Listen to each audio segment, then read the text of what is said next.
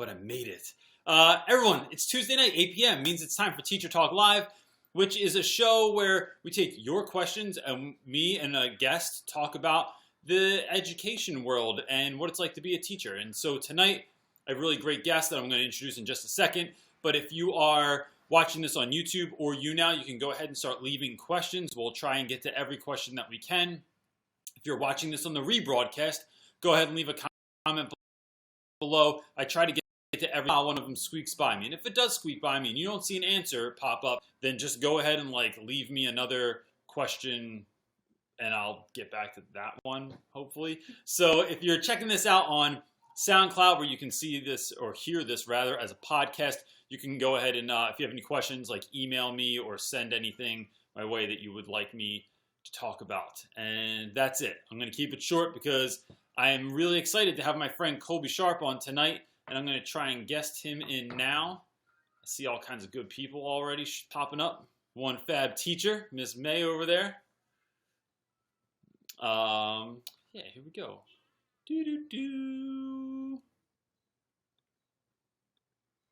It's guesting him in. Will it work? Hopefully, maybe, sorta, kinda. I mean, it's got to travel all the way up to space and then back, I think. So, we cut the internet a little bit of slack every now and then. He's sending me smile emojis. Oh, no response. I'm going to try it again, Colby. So Colby and I connected. We'll tell you that story in just a moment because I think this is going to work. Maybe. There it is. What's up, man? How are you? I am living the dream. How are you, sir?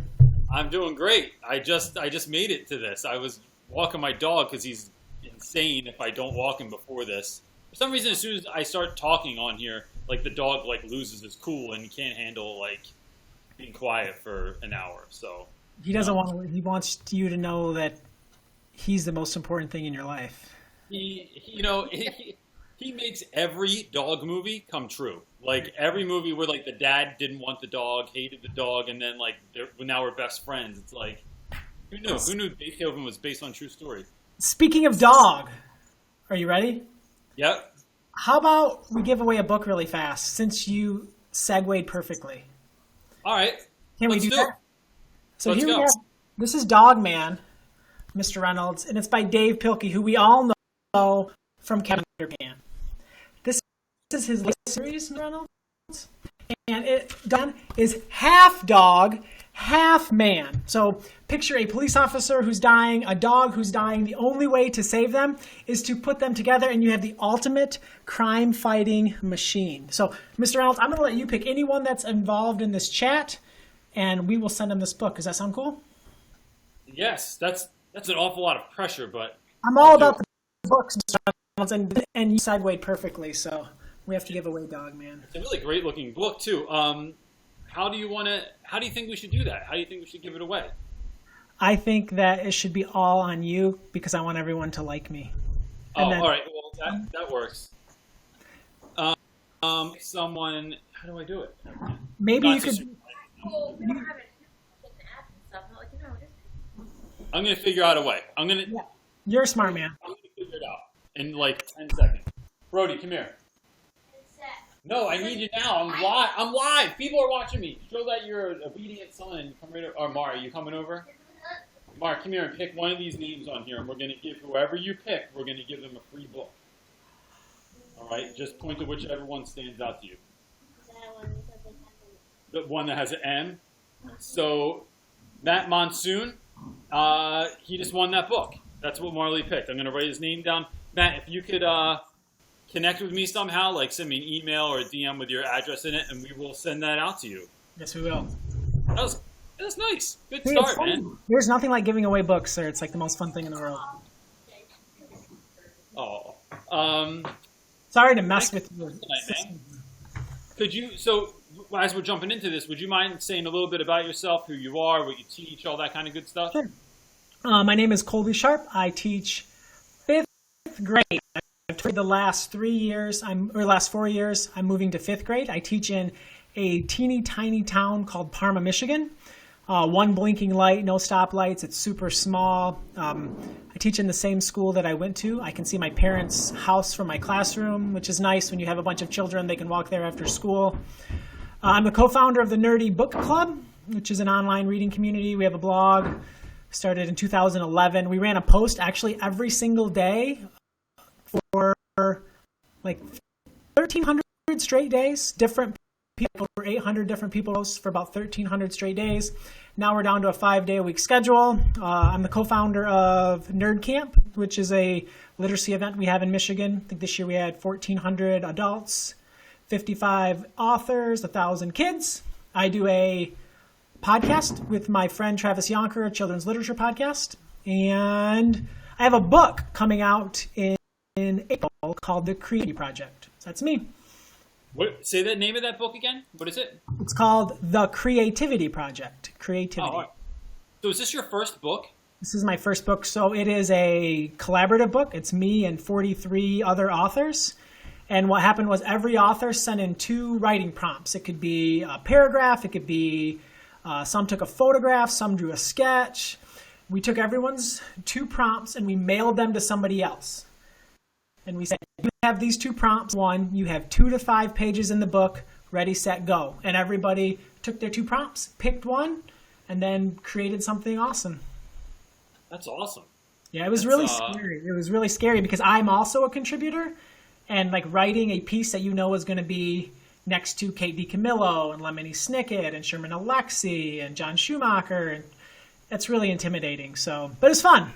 It's really fun. That's awesome. So how's that going to be available? Will it be like on Amazon and stuff or? Wherever books are sold. What's that? Oh, wherever. Yeah. It's published by Little Brown Books for Young Readers. So it should be in all the bookshops. That's awesome. So I'm going to jump right into reading. Why is reading so important to you? I mean, you spend an awful lot of time talking about it, like being an advocate of it. When did that start for you, and why is it still sticking with you as such a big deal? Well, I think it first started like the seed was planted when I was in 4th grade. The student teacher, Mr. Bontrager, who was the first male that I ever saw in the school that wasn't cleaning the floors, and he read aloud Hatchet to our class. And it changed my life. I can still remember I convinced my parents to buy me a hatchet. And I am the most unhandy person. I can hardly screw a screw or pound a nail. But I had to have a hatchet, and I would go into the school woods every day after school. I would pretend that I was Brian from Hatchet. And I was lost in the wilderness. So that was the first book that really affected me. Didn't read a ton in high school. Got to college and it was awful. College, like the first year of college was a disaster because reading was really, really hard. I failed biology and it wasn't even close. Like I had no chance. Like I even tried. I just couldn't, I couldn't read it. And then I was dating my girlfriend at the time who was a big reader. She's my wife now. And she introduced me to some books and I was working 3rd shift on the weekends at a grocery store. I would read every lunch, every break. When I got home in the morning, just plowed through this series and been a reader ever since. Became a big Dave Ramsey fan.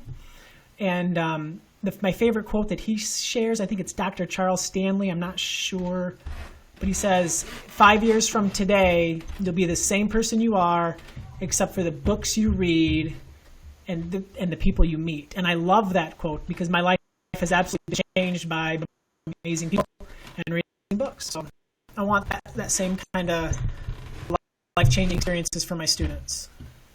That's awesome, man. When you said Hatchet, it reminded me of in 4th grade, my 4th grade teacher, Mrs. Pancherson, read My Side of the Mountain to us, which is very similar.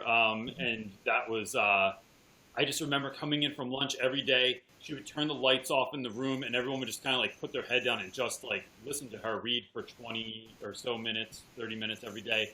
And it was like one of my favorite parts of the whole day, and I still remember that book very, very vividly. It's amazing. I think for a lot of kids that struggle with reading, when they think of reading, they don't think of their teacher reading My Side of the Mountain, or they don't think of their teacher reading Hatchet or being lost in Harry Potter. They think about a parent setting a timer at night. They think about being pulled out of class to get extra help. They think about having to listen to their parents be frustrated with them because they're not performing. And even if you're not the best reading in the world and you're not where you need to be, I think we have to give kids positive memories around reading, because anything in life, anything you're not good at, you're not going to want to do. And if you're not going to want to do it, you're not going to get any better. So yeah, I think that's huge that, the read aloud, that kids are doing that. We live in such an amazing time now with, every author just about out there will Skype with classrooms and author visits. And it's a really amazing time to be a kid. I lost you a little bit there. Yeah, I agree. So Miss May, who has the YouTube channel One Fab Teacher, is asking, how do you encourage reading in those who dislike it? What's your take on that in your class? Yeah, I think, well, number one, I think Miss May is like the happiest human in the world. So I would think that anything she would teach, every kid would like. Don't you want to see what her students are like? Like, are they like? How could you not be happy in that classroom? Like, yeah. How could you not smile all day? Like could you go on your parents like wrong? You like won't stop. That's how I watch her YouTube videos. But sorry, her question. I feel like everyone is a reader. I feel that it is like in us as human beings to consume story. And I think one of the biggest things is that kids have access to a lot of books, like thousands of books. I think every kid should be in a classroom with thousands of books during at least part of their day. So I think that's huge. I think they need choice. I think they need to be able to read what they want.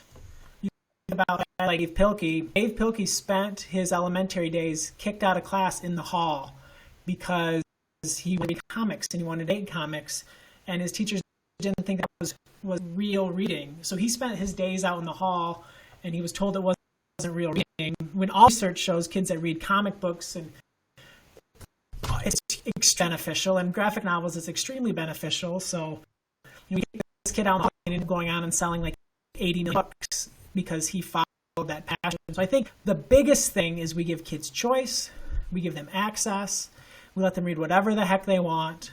And we're there for them with support. Like everyone wants story, man. You know that. I mean, everybody loves. I think everyone will love to read if they have a lot to choose from, like different mediums, nonfiction, Guinness Book of World Record. All those books. I think we gotta. What is real reading? Like, we don't want to just put kids making books in reading level. Like, when you're at the library, Mr. Reynolds, do you search for books in your reading level? Like, do you know your reading level? I do. I'm on like a fourth grade reading level, I think, right now. So, I've been teaching ninth grade for so long. I think I might be on it. Actually, mentally, I'm a ninth grader all the time. So, but isn't that ridiculous to think of like having to only read books that are like on a certain reading level, or like putting kids in a box? I think there's also something to say about like, so when I have guys that are particularly low level readers that like are in ninth grade and they're on like a second or third grade reading level. One of the things I try and look for them is like books that are sort of that they'll be able to read without really struggling through it, and that don't make them, that aren't obviously on a third grade reading level, right? So like I think that can be a tricky thing, and what am I thinking of? So yeah, I do have certain books that like I'll suggest for certain guys, because my guys come in and they're like, I don't know what to read. I don't even read. I never read a book in my life. And it's like, all right, well, I'll order anything you want. Tell me any book that you want. I don't care what it's about. Largely, I mean, I'm sure there's some weird stuff out there, but and one of my favorite stories is I had a kid last year that was really interested in the book or in the band NWA, the hip hop group from the '90s, and so He saw the movie that Straight Outta Compton, and then I ordered a book on Dr. Dre for him. And it was the first book that he ever read. And then after that, he was like, well, are there any other books? And I'm like, I'm sure I'll find stuff. And I was ordering stuff that I'm certain that like 2 people read like in history, because they just like the cover looked like crap. The binding was really bad. It looked like someone like photocopied papers and pasted them together. But he read all of them. Yeah. And he read all year last year. But I do think it is a little tricky sometimes when kids maybe see what everyone else is reading and then they're really, really struggling through it. And that can become like a new, an obstacle that you have to figure out with the kids. Especially as they get older. And one thing that I really like to do with a lot of my kids too that maybe aren't quite ready for some of the longer chapter books is I'll purchase the Audible version. Yeah. And they'll sit with like the big old headphones and they'll have a copy of the book in one hand. And yeah, iPad sitting next to them and they'll follow along, because you can follow along in a book at a lot higher level than you can read independently, and I think that really helps them a lot too. It's also tricky on the flip side at my level, like in elementary, when they're reading like crazy high books because they're 9 and they're 10. And you know the books that your kids are reading. Like I have kids who can read those books, but emotionally they're not ready. So that's also a tricky thing. That's a good point. I never thought of that. That's a good point. A lot of times I think the gifted and talented research, I've heard Donnell and Miller talk, suggests that kids read nonfiction at their intellectual level and fiction at their maturity level. Really interesting. So in our school, you brought up comic books. Also, I have 2 shelves of like all graphic novels, or like the condensed, like it's like every Spider-Man ever written, like all condensed together. And my guys tear through those, and it's really funny because they think they're getting away with something. They're like, "Oh, I can read a comic book today while everyone else is reading novels," and I'm like, all right, yeah, go ahead, man. And then it's like you said, I really don't care much for what they're reading, so long as they're reading for a sustained period of time, to try and like build that muscle. So I'm gonna jump into some questions here from some other viewers as well. Tracy Pinter asked, any suggestions on books for classroom library that are geared towards 7th and 8th grade math concept themes? Math? Like mathematics? Yes. Whoa, that's specific. Let me think about that. Math? What do you mean, like nonfiction math, or like a story that has like math in it? I'm not certain. My wife is waiting for her to see if she has a response on that. So I can jump to another one, and we can maybe come back to that.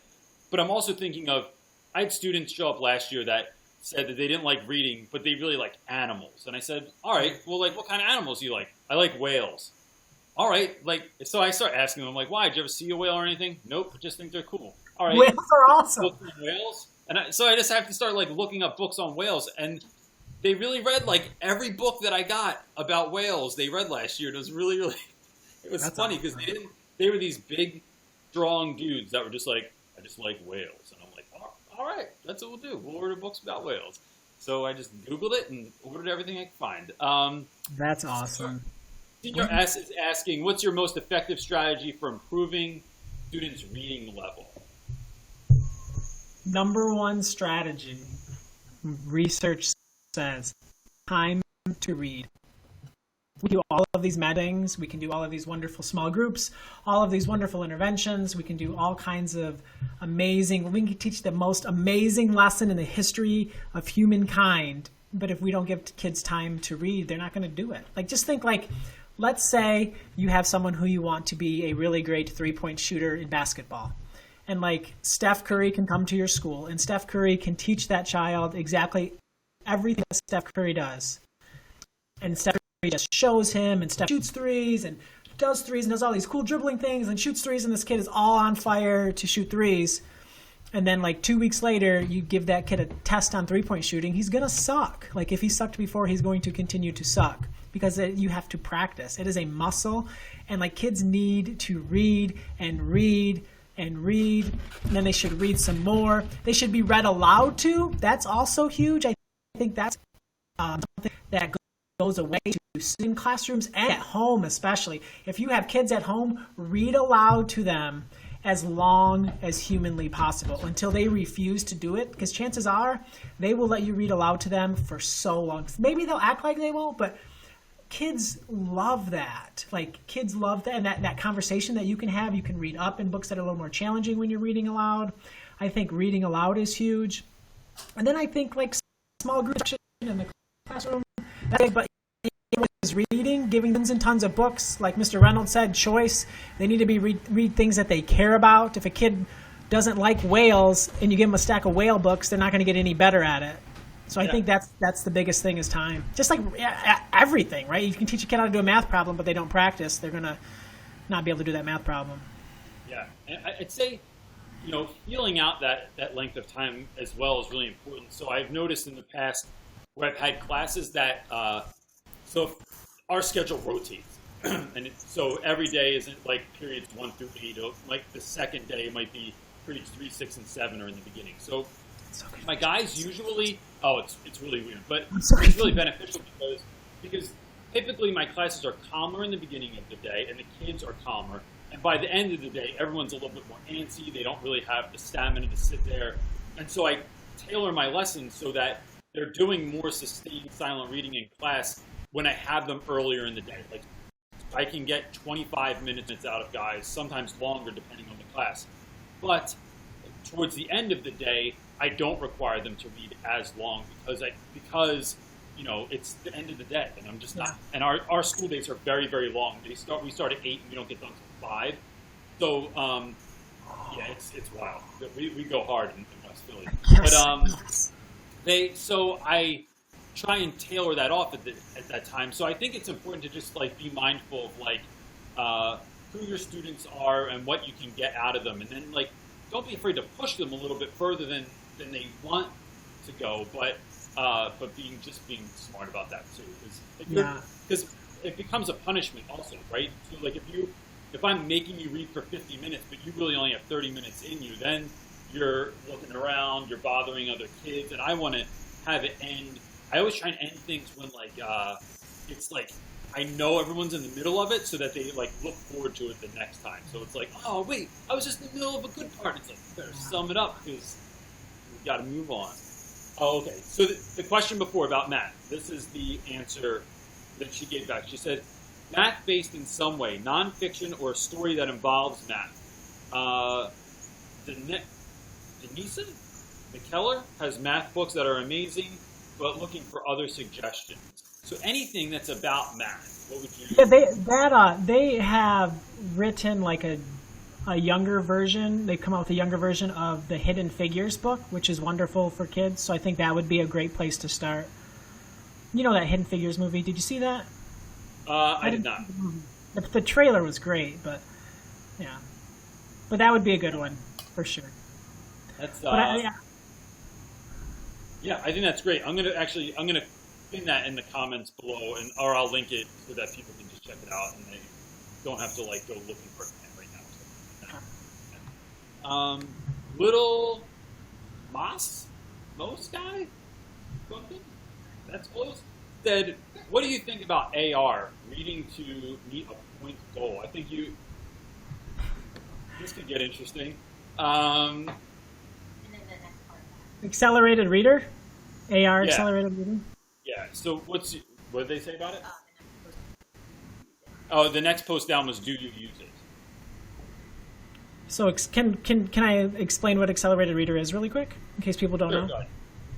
So accelerated reader is a reading, program, and what it is books are assigned a level and a point value, and kids read a book that has an AR test, and then they take a 10-question multiple choice test based on the book, and then if they get a certain number of questions right, they get accelerated reader points. And a lot of schools then give prizes based on how many accelerated reader points you have. That's accelerated reader. I think accelerated reader is one of the worst things to happen to readers in the history of the universe. I think it's awful. I feel sad for kids who have to be a part of it. There's no research that has any positive effect on kids. The only reason accelerated reader shows that it has a negative effect on student learning. I hate that kids a lot of times won't select books that don't have an AR test. They feel the pressure to do it. I hate seeing kids at a library, like a public library, looking for books that have an accelerated reader test. I hate when like libraries feel like they have to put levels on the side of a book. Our kids aren't levels. Our kids are human beings. And I'm guessing like that kid who loved whales in your class, they could have read a book that's higher than their level because they're freaking obsessed with whales. So like for that kid to not be able to read a book that they want to because it's not their level, or because there's not a test on it. Like a lot of books, like I've had many authors email me and ask me if I can like talk to the AR people about making a test for their book because they're going to schools and kids aren't reading their book because they can't get AR points. Because kids want suckers and kids want pencils and kids want dumb crap because they're kids and dumb crap because that's part of being a kid. And what happens when you take away the prizes? What do you think happens with kids when there's no more prizes, when summer's here? Like, do you think they still read? No, most kids are not reading once you start taking away the prizes. Like, I know, like, getting every kid to like reading is hard. There's a lot of distractions. There's a lot of things going on. I used to read 1,000 books a year, well, mostly kids' books. But I used to read, I'm not reading 1,000 books. A little too distracted. I'm watching the Reynolds Nerf Wars on YouTube. I'm watching the Reynolds visit Gary Vaynerchuk at VaynerMedia downtown NYC. I'm watching Miss May smile on her videos. I'm watching Casey Neistat. So I get it. I'm distracted too. But accelerated reader is not, I don't think it's the answer. I think it's bad for kids. I think that all that money should be used to buy more books for kids, more whale books, stuff like that. What about, Miss May is asking about iStation? I've never heard of iStation. You don't know what it is? I don't know what it is. I know that if it's a reading program, there's only one reading program that has like positive success time after time again, that research backs it up, and that's reading recovery. And what reading recovery is, that's for like really young kids, like first graders, is they are taken out of class and they're giving very, very detailed and intense one-on-one or one-on-two instruction for like 6 to 8 weeks with a highly trained professional. And that is the only reading program that works. That's it. So if it's a reading program and you wonder if it's good, if it's not, reading recovery, it's not. It's not research. Yeah. It's intense. That's and it's very controversial. Like reading, accelerated reader is very controversial. People who run it have a lot of money, like crazy. Their schools. And reading's tricky, right? Like we want to be able to give a grade. Like teachers like feel the pressure to give grades, and it's a really easy way to give a kid a grade. Like if a kid reads a book, like how do you know if they got it? I mean, I get it. You have 28, 30, 32 kids in your class. It's hard. So I get that part. Like it's an easier way to grade, but it's not helping kids become better readers. So no, I don't use it. We've had it in my school, and I just we don't have it in the lady like would come around with prizes, like walk in my room with her like prize cart, and she would look at her list, and like none of my kids had taken a test, so she would just walk out. My kids would be like, what is she always walking in here with these treats? She's like a really super old retired teacher, wonderful lady. But yeah, we didn't do that. Why doesn't she ever give us that stuff? Why doesn't she? I just want to bounce you.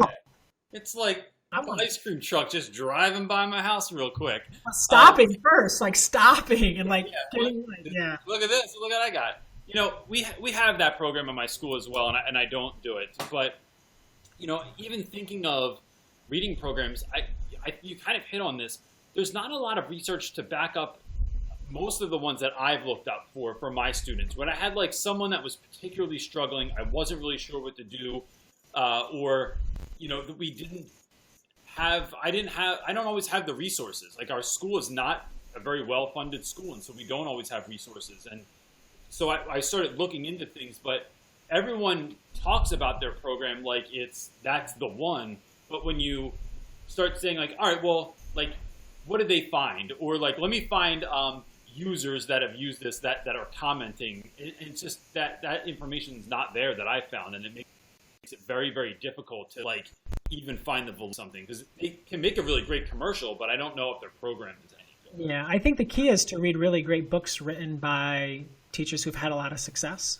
Like if you're teaching young kids, I'd read everything that Debbie Miller has written. I would read her books when she was a first grade teacher, and I'd be like, I would feel like the greatest teacher ever if I could get my third graders to do what this woman could do with her first graders. Like she's that legit. Another segue, Mr. Reynolds, as we talk about great press, The Reading Zone by Nancy Atwell. Let's give this one away. This is one of the greatest books ever written for Reading Workshop. What is the subtitle? How to Help Kids Become Passionate, Skilled, Habitual, Critical Readers. I read this book every single summer. It's just phenomenal. It really helps you think about how to develop readers, how to build readers. This is great for like upper elementary, middle school into high school. If you are a middle school teacher or elementary, also Donald Miller's The Book Whisperer is absolutely a must read. That's the only other book that I read every year. If you are a high school teacher, there are 2 books that will change your freaking life. And the first one is Read Aside by Kelly Gallagher. It will absolutely blow your mind. And Book Love by Penny Kittle. Those 2 books, and they are actually really good friends, and they really push each other to be better. But those 2 books are just unreal. What Penny Kittle can do with high school readers, and she does this amazing thing. Mr. Reynolds, I'll send you her YouTube video.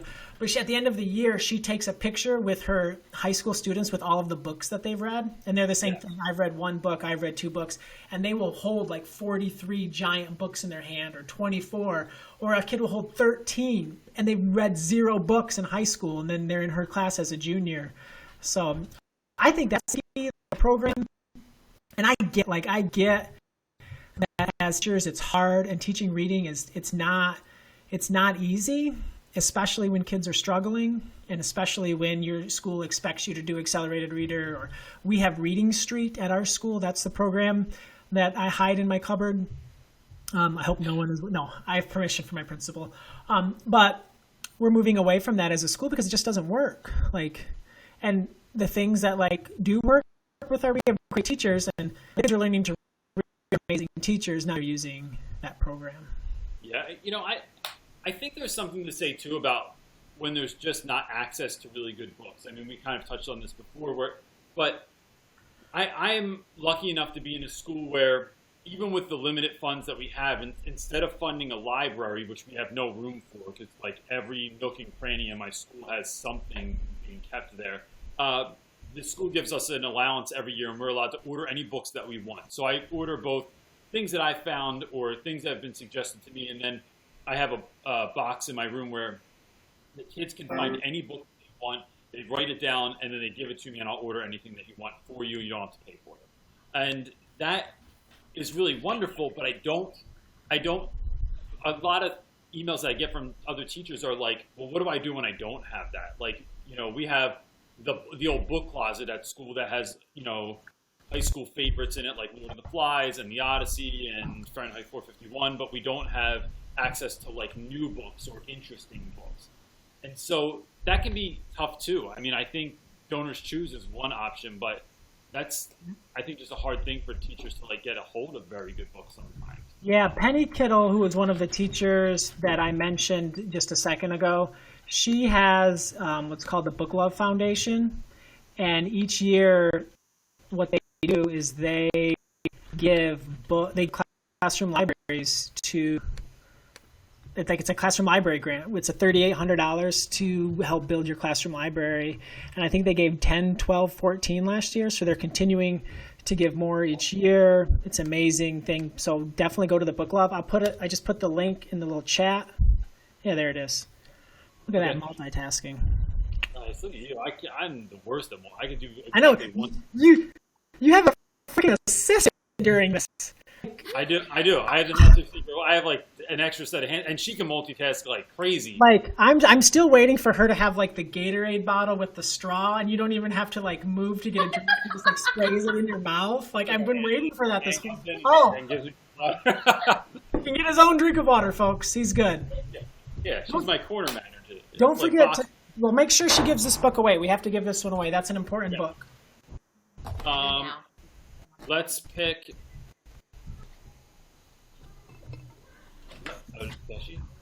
All right, I'm gonna pick Pete the Sleepy Teacher for that second book. She's on here as artist. Oh, the second book. Oh, she's Got happy. it. Yes. You got it, Kate. It's going to change your life, Kate. Be ready. I hope so. I'm going to ask her about it after she reads it. Next question is, learning about our life says, any suggestions on how to promote reading during math and science lessons, high school level? I want to figure out a way to promote reading during my lessons. I have a class library for them to borrow. That's really interesting because we're always talking about reading across the curriculum and trying to get other subject levels to read in school, but finding time to do that, I don't know. Well, I have my own opinion on this, but what do you think? What would you do? What do I think? I think the biggest thing you can do as an adult that wants to encourage reading in your classroom or anywhere is the biggest thing is to share your own reading life. Like if you're a math teacher, chances are you're really interested in math. So like, what are you reading in math? Like, are you reading a math journal? Are you reading a magazine? Are you reading a biography about mathematicians? Are you reading fiction? I think sharing your reading life with kids is huge. A lot of high schools have a lot of success with reading and promoting reading outside of their own class. They decorate their doors. Like each teacher will decorate their door with like a theme of what they read. And yeah, the English teacher or the science teacher, they might have all kinds of fiction, like the traditional books that you would expect them to read, but maybe I've seen it where the teachers have Sports Illustrated, the magazine, or they printed out articles from an online source, just whatever it is that you're reading. I think that's huge. Kids will read what we bless. Kids will read, I have probably 2,500 books in my class. The most popular books are always the ones that I read and the ones that I talk about. So I think as a math teacher, number one, you have a classroom library, and that's amazing, and you should be applauded and given a raise because that's awesome, and I appreciate that you put the time in to do that. But just talk about your reading. My wife was a high school chemistry teacher for 10 years, and she began, I think it was every Friday, reading a picture to the kids. And that sounds like reading a picture book to high school kids, and she said they absolutely loved it. And it builds community, the conversations that you can have around that. Like when a high school chemistry teacher with all of her heart and soul is reading a group of 30, 17-year-olds, Pete the Cat, with all kinds of excitement, it changes your classroom culture. I mean, especially when you're reading Pete the Cat, I think, because he's such a cool dude. I mean, with their groovy buttons, yeah. And his new shoes. I mean, those are great books. They're taxing books sometimes because I find that when I read to my children, I always use voices. And then every time I read to them, they're like, Dad, that's not the exact voice. I'm like, listen, I can't remember all the voices all the time. It's too much stuff. The guy who read the audiobooks for Harry Potter, I think his name is Jim Dale. He's like the greatest audiobook reader ever. He had a voice for every single character in that series. And he never broke voice. Like everyone was spot on. So I think you can handle Pete the Cat, Reynolds, if this dude can handle every character. It's not like you're doing Game of Thrones or something. They get tricky. They get tricky. One of the things that we do in our school that's really fun is we'll have a bulletin board, and we have covers of the books with a little synopsis next to it to tell the kids what the book was about. And the kids can lift the cover up, and they can see the teacher's picture underneath. And so the idea here is, guess which teacher is reading what book. And a lot of times they're really surprised, but we try not to just stick to the English department with that, but everyone that's reading books in the school. And I think it reinforces that idea as well. And every week we have independent reading day every Wednesday, because we have half day every Wednesday, so we just read the entire day. I read with the boys every week, and I'm always talking about what book I'm reading or why I'm excited or what's happening in the book. And then I have them do the same thing too. I think having students talk about what books they're reading, and as soon as they're done, what was your protagonist doing, or what's one of the conflicts that happened, or what do you think's going to happen next? Tell us a little bit about your book. And that has legitimately gotten kids excited before about, I want to check that. Reynolds, can you order another one of that book? Or I want to read that book next. And I just make a little note. Yep, done. I'll make sure that you get it. So I think those students drumming up excitement for the books too, which can be awesome, especially when you have someone that does not really like reading, shouting out a book and saying that's great. It's that's pretty much the best thing that could happen in my classroom. 'Cause at the end of the day, at the end of the year, they're going to move on, and they're going to have different teachers, and they're going to have different adults and kids. So I'm the reading guy, but when my kids leave, anyone else talks about, then I failed them, because I need to be a scaffold to getting them to find books. But having each other, they're going to travel with each other the next grade in the neighborhood on their bicycles. So we absolutely, I think, and then the thing that you said, like on Wednesdays, you spend time reading with your students. Yeah. I mean, that's huge because you could be conferencing with them. You could be meeting with a small group. You could be doing a million things that they know you have to do, but you're taking the time and showing them that reading is important and reading is something that you value, and they see an adult. They see what it looks like for someone to read. Like they're glancing up at you. If they're not reading, they're glancing up on you to make sure that they're not getting in trouble. So like they're seeing an adult read and what that looks like. I do the same thing at least once a week, and it was hard for me because I'm like, I should be meeting with this kid. If I read for 10 minutes, that's 2 less kids I get to sit with and read with. But overall, that's an investment in our class that I want them to see, because they might not see an adult reader in their life. Like Reynolds, when you sit there and read, that might be the first time they've seen an adult read in years, maybe ever see an adult read for pleasure. And they need to see that, or how are they going to see themselves as readers if they don't have any mouths? I mean, you're modeling it for them. I find that when I read, when I don't, so there will be times when, like, I don't know, something comes up and the office is like, we need this done right away. We have a kids meeting coming up, right? So I'm doing work at my desk. The behavior is way different too. If I'm reading with everyone, everyone's typically as calm as I am. And I always place my stuff strategically in the class, so I'm behind like the kid who can't pay attention for more than 5 seconds. But if I'm not, if my attention is elsewhere, so is theirs. They don't read as well in my class if I'm not reading with them. We're doing this. Okay, so my wife's saying that this question goes with this idea that we're talking about. Detroit teacher asked. Yeah, Detroit teacher.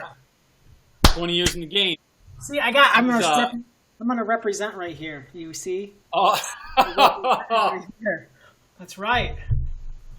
That's cheating, man. You just got extra points. What grade does Detroit teacher teach? Detroit teacher needs a free book. I forget. She's watching. My wife's going to look for it. I forget. Detroit teacher, you get a free book. We'll figure out a book based on what you teach. Anyways, I'm sorry. I keep interrupting. That's fine. So you're interrupting her question to give her free stuff. So I think that is acceptable. The question is, or the state, it's not any curriculum that's the issue. It's the fact that most of my students don't read for pleasure outside of school. And my wife is saying that because you were talking about modeling, that kind of like goes to that. And I think it does absolutely have to be modeled and have someone like be excited about it. Someone that the students are looking up to that's really pumped about this, because that kind of stuff spreads. I didn't read anything when I was younger, and not until a friend, and I was sort of that guy that was really proud of it too. Like, I never read a book in my life. And remember my friend saying, that's the dumbest damn thing I ever heard.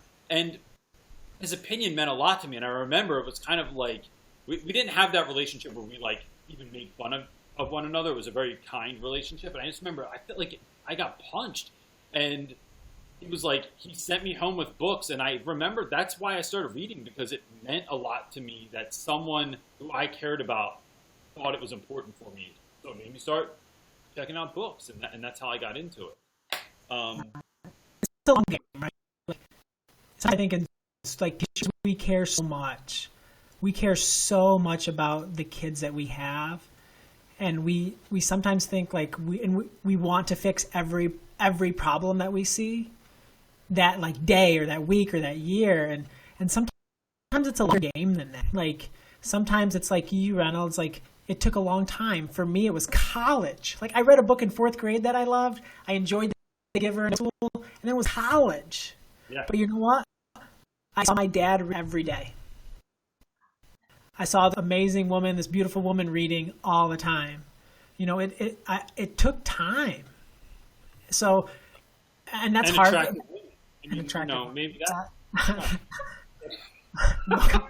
But I think sometimes, and my principal's really big on always saying they're not your kids, they're our kids. And like we have to start thinking about the students in our school as being ours. Like she looks at a teacher and she goes, you can't meet the needs of every single one of your students this year by yourself. It's not possible. It's not going to happen. If you try, you will fail. But we as a collective group, we can do it. So I think you just have to keep putting books in front of them. You have to keep giving them access, let them take books home. Books are going to not come back. You have to be okay with that. You have to understand, like, yeah, there are a lot of kids who aren't going to read, and it might not be because they don't want to. It might be because they have to go home and they have to take care of their brother, or they have to go home and their mom puts them in front of the TV because that's all that she can do right now because she's trying to take care of them, or because they have to go to football practice and band practice.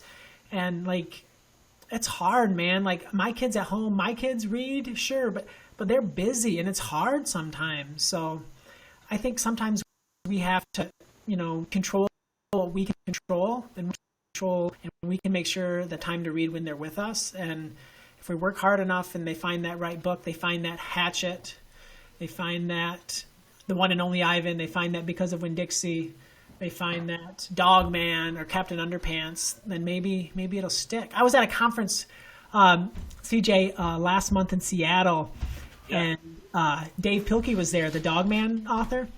Yeah. And I was checking. I was getting my key. Always leave my key in my hotel room, always, on accident. So I was getting a key, and the lady that was working behind the desk, she's probably like 22, 23-year-old woman, she was like, "Did you know that Dave Pilkey is here in this hotel?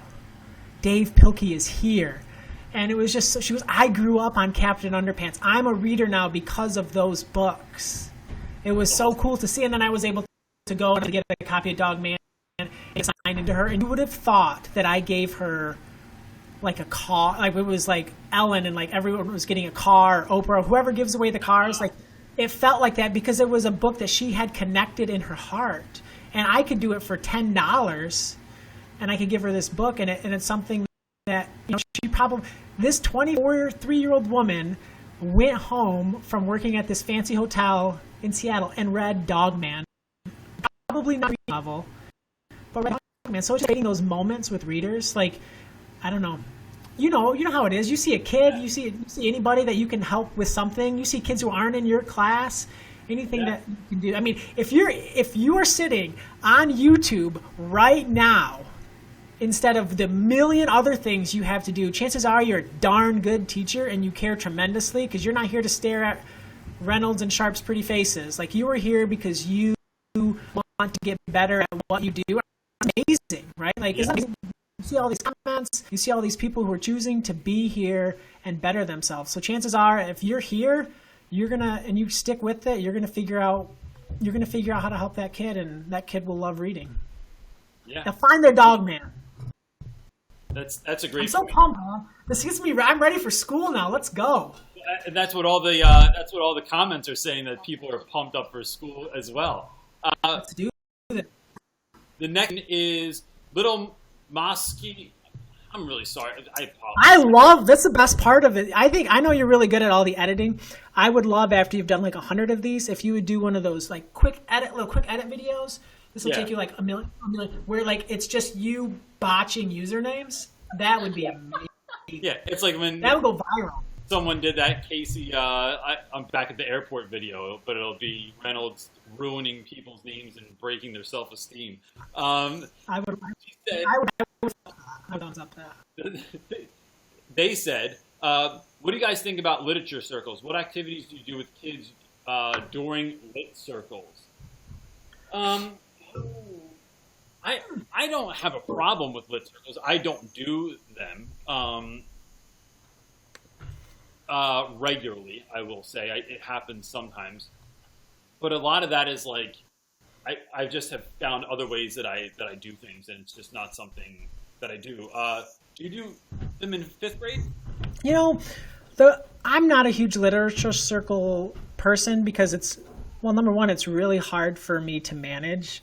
It's like really overwhelming to manage all of these different things. And I think it's really hard as a reader sometimes because, like you want to read the whole book. Like you don't want to sit around and wait for everyone to finish. So I think that's tricky.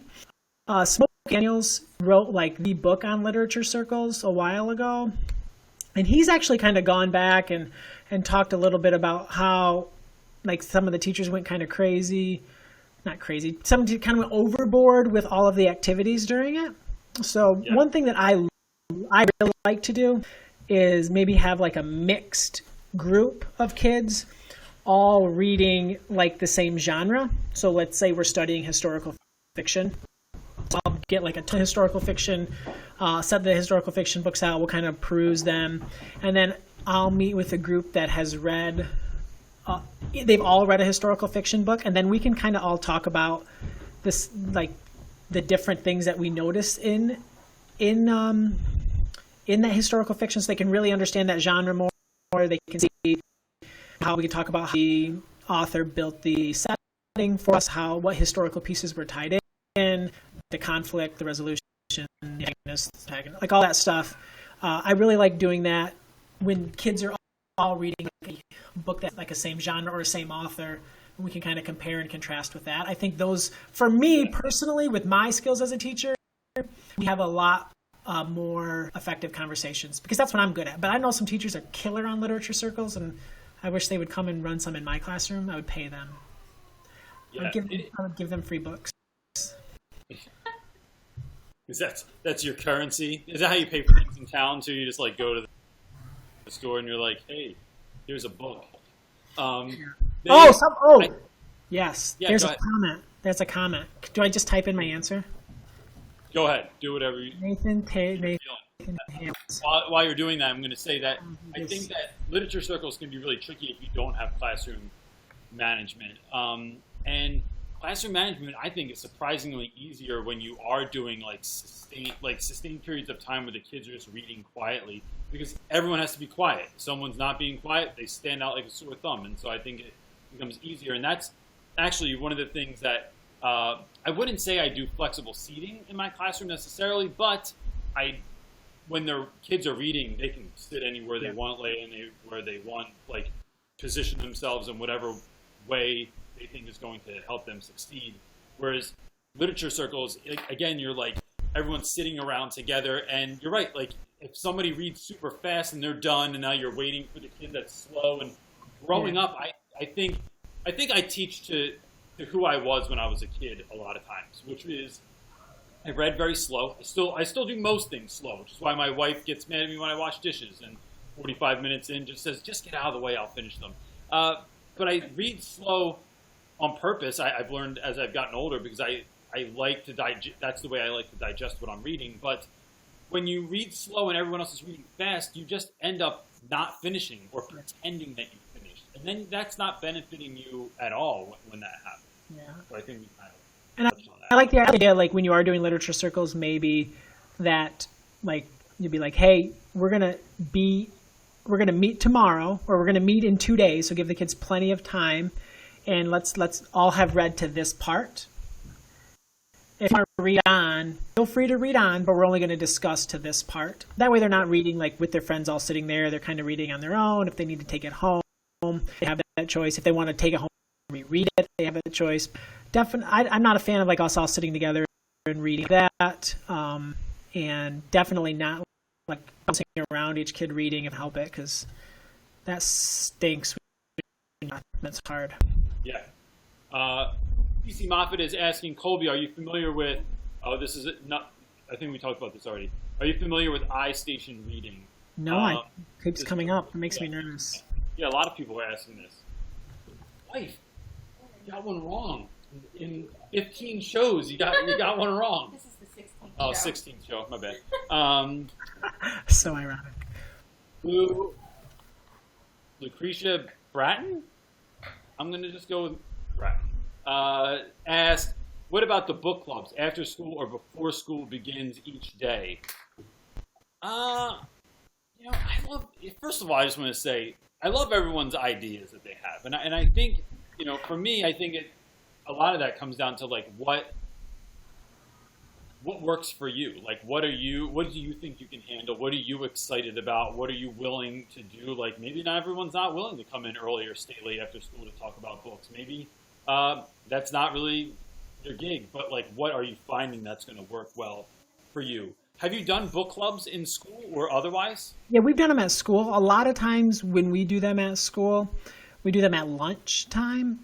just because we don't want transportation to be a barrier to kids participating in book clubs. Yeah. And we let the kids pick the book. Like sometimes it's like a student, like my principal ran one last year, and it was a student-run book club, and they would meet in her office once a week, and she would be there and she would read the book, but they set the rules. They like would have the initiation process. It almost felt like a sorority. It was very awkward for fourth graders.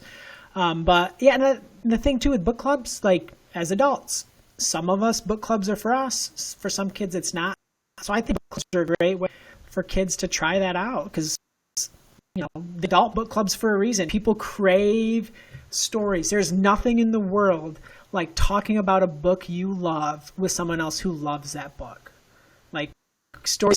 Kate DeCamillo was the ambassador for young literature, the previous one, and her like position statement, or I don't know, motto was "Stories connect us," and she spent 2 years traveling the country talking about how we're all connected through the power of story. And so I think book clubs can be a really powerful thing to build community. They can build friendships and build readers. So yeah, I'm all for book clubs. And if you want to come before school or after school, thank you for doing that. Thank you for doing that for your readers. It's awesome. Do you do all, I mean, how much new stuff do you kind of venture into each year in terms of reading and changing your curriculum or the way that you are teaching what you're teaching? Is it vastly different? I mean, do you change anything at all? I mean, I don't even save things anymore because I just would never use them again. So like we're switching like one system way of saving our files to another, and they're like, let's transfer your files. I'm like, no, I'm cool. I'm good. Like, I'm just gonna, because it's all about like, what are your kids, like I have beliefs. Like I believe that teaching reading, you should model every day. You should model something that a reader does. That's my mini lesson. I feel like kids should practice it. So that's their independent reading. I feel like kids should talk about it. We book talk. They talk with partners. They talk in small groups. I feel like they should talk the whole class. We should book talk. Read aloud, one of the most important parts of the day.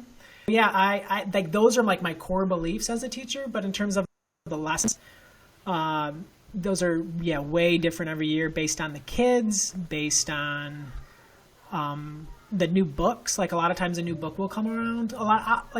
So read aloud is like the greatest thing ever. Like for an elementary teacher, like we all love to read aloud. That's probably why we're elementary teachers. Yeah. So in third grade, I always read Kate Millow's Because of Winn-Dixie. I always read Catherine Applegate's The One and Only Ivan, because I believe those are two of the three greatest books ever written for kids.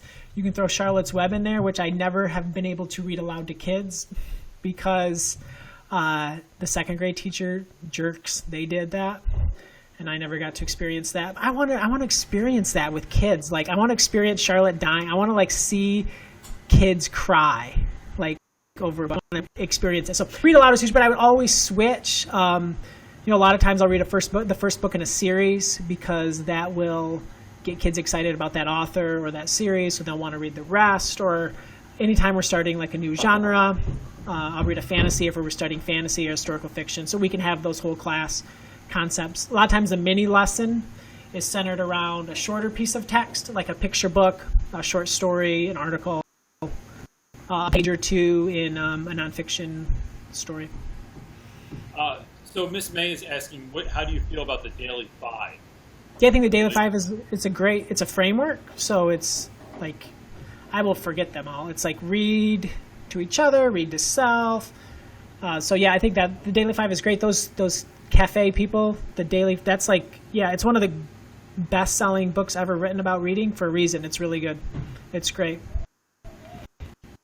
So, what was I going to ask? Daily Five. I like to do little hand gestures when he's not looking, because it's funny, and then he doesn't get to see that stuff. So like when he turns away, yeah. It's like when I was recording the other day, my dog kept coming up behind me, and I would turn like right after he left, and then I'm editing, and I'm like, oh, you were behind me. The dog was behind me. I saw your dog on the steps, yeah, or in the door, in the screen doors, yeah. And then I thought he was like not there, and then every time I turned around, he wasn't there. He's sneaky. He's like a ninja dog. He's worried you're abandoning him for the camera. Yep, probably. Or he's wondering, who was he talking to? I'm not even He's talking to himself. because That's I funny. do talk to my dog sometimes. What are you particularly excited about this year coming up? As we're like getting closer to the school year starting, and people are begrudgingly looking at the school year and like tweeting about it. What are you pumped up about? I am, well, number one, I've never in my life taught students multiple times. I taught fourth grade for 6 years, and then I taught third grade for 4 years. So I've never moved up. So this year I'm moving from third to fifth. And I am so intrigued by what it's going to be like to teach fifth graders that I had when they were third graders. So I know you do that, right? You've taught kids. This is my first year that I'll do that. So I'm moving with my ninth graders to 10th grade. And then from now on, I'll teach kids in ninth grade, and then they'll loop, and then I'll have them in 10th grade again. Yeah, so that's one thing that I'm really excited about. I think that'll be fun. I have all of the books in my class, it feels like. So like the kids are always coming back when they're in fourth and fifth grade getting books. So I think it will be fun to actually be their teacher in the classroom again. So I'm really looking forward to that. I'm looking forward to I'm in a totally different hallway in my school. So I'm looking forward to getting to know the other teachers a little bit better. It's really easy to just kind of know your team. So I'm excited to learn from some new teachers. I feel like I owe so much of who I am as a teacher to the people I teach next to. So I'm excited to learn with them. I'm going to teach. I was never going to do this, but I'm team teaching this year. So I'm going to be teaching half-day language arts, half-day language arts. So I'm going to be 50-50 teacher. So because of that, I felt comfortable enough, since it's just a half day, to teach my son. So I'm going to teach my son for a half day, which it could be really fun or it could be a disaster. So I'm really curious. Wow. But I'm excited. Like I would never do that if it was like all day. I think that's just too much, and I think it would be hard on both of us. But I'm really excited to do that. I have a new classroom, so new classroom design. Really, I like with you. Like I'd be flexible seating. That sounds really fun, but I feel like I need to take some baby steps. I'm worried I would lose a kid. Like I know where to like look. Like we're all over the room all the time, but like we have like a home base. Like I will be like if we get to flexible seating, I will be. Where's Johnny? Where's Joe? Where's Beth? Like I will lose children, and they will just be, and they'll be like right in front of me. I'm used to them sitting here, and now they're here. Yeah. That'll stress me out. You're losing hotel keys. You're losing children. I'm seeing a theme coming up around this. I know where my phone's at. That's what's important. Yeah, because it's always in my hand.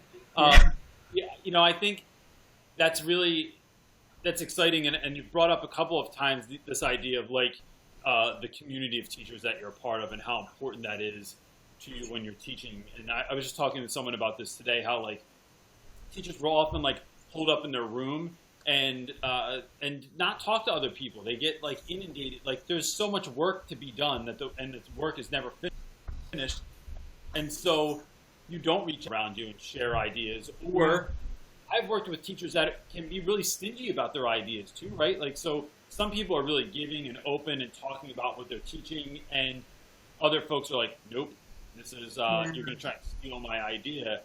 And one of the best relationships I ever had, my old department head, Randy Rebai, who was on this show a few weeks ago, he and I used to drive to school and talk about like, well, here's what I'm teaching today, here's how I'm going to teach it, and then we would just share ideas back and forth, and it was really wonderful because it also lent itself to when the kids went into 10th grade, it was a more seamless transition because it was the both of us like working together the whole time. What's that? There's a quote like, "We stand on the shoulders of giants." I don't know like there's so many people who have done such amazing things that either we mine or that are in our schools or our principals when they were teaching. Like, yeah, we need to be our own person, our own teacher, but like if we don't learn from others, we're fools because they have so much to offer. Like our school, we've had like no one retired for like the whole 4 years I was there, and then in the last 2 years we've lost 5 teachers, and this is a small school, like less than 20 teachers. Yeah. We've lost like 130 years of experience. It's terrifying. like, you have some great new teachers, and that's wonderful, but like to lose all that experience and to lose all that knowledge, and I mean, you can't replace that. It takes time. You can't. So I'm really thankful to have it taught with such wonderful people. Definitely done so much for me. Here they come. Detroit teacher said that she's teaching 3rd grade this year, and she's asking, Michigan do you reside in? This is what we do in Michigan. We do. I can't tell if it's like reverse. Let's say this is Detroit down here, Flint. I am like Lansing. I'm south of Lansing near Jackson County. Is that backwards? I can't tell if that's backwards or not. You now is backwards. Everything's backwards. It's really weird. So if I think I have to fix my hair on this side, it's better. So I'm like right here, south of Lansing, east of Detroit, west of Rapids. Right on I-94. That will make sense to her. I have no idea what any of that meant. I know Flint, Michigan, just from that Michael Moore movie, but that's not. From that Michael Moore movie. That's the extent of my knowledge about it. You should come visit, man. You should come to Nerd Camp next year. You know, I have this crazy idea where next summer I'm going to do a road trip and meet all the people that I've talked to on YouTube and just drive around the country for the summer.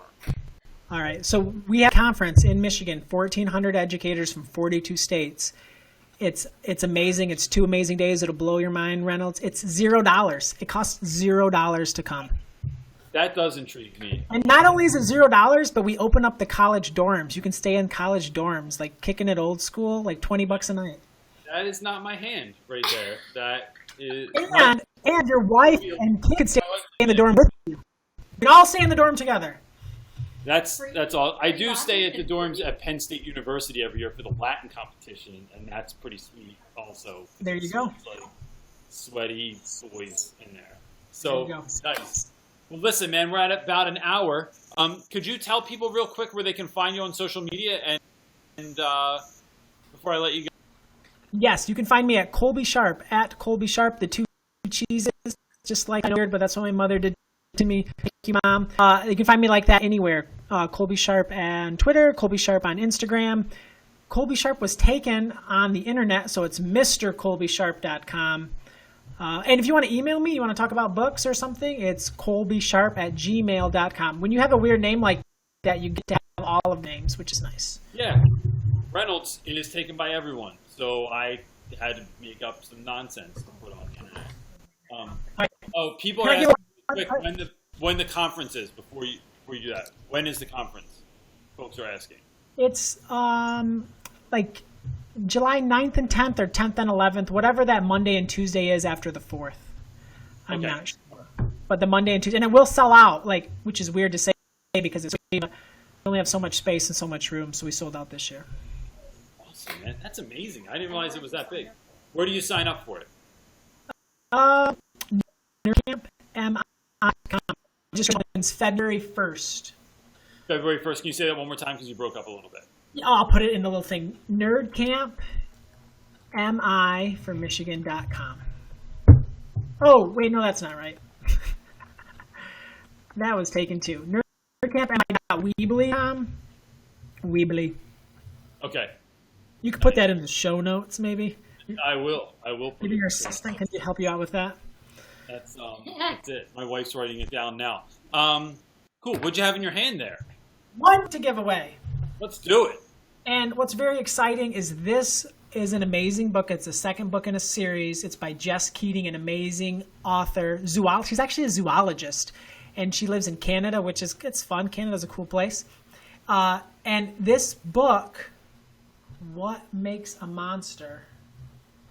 It's a nonfiction picture book. The world of weird animals. All these crazy animals, like and the honey badger makes an appearance in here. The vampire bat. But it's just absolutely beautifully designed. Let me show you an animal. Look how fun. I mean, it's kind of terrifying. But all of these like text features are really cool. Some neat information there. And this book, it is, which is very exciting. And if we were in 5th grade right now, we would sing because this book came out today. So we would sing happy birthday to this book. So we're not going to sing happy birthday because that would be weird as a bunch of adults on YouTube singing happy birthday to a picture book the day it comes. We'll give it away, Mr. and Mrs. Reynolds. So I will let you, if you can just send me the addresses or emails of the people who I'm giving books away. Awesome. We'll do. We gave away 3 books. Quick. I'm here. How are you here? Kids, pick out one more person to win a book. Pick one of these people on here. I get to choose one. Then if everyone else is disappointed, will be disappointed in me. Oh, the suspense is killing me. Go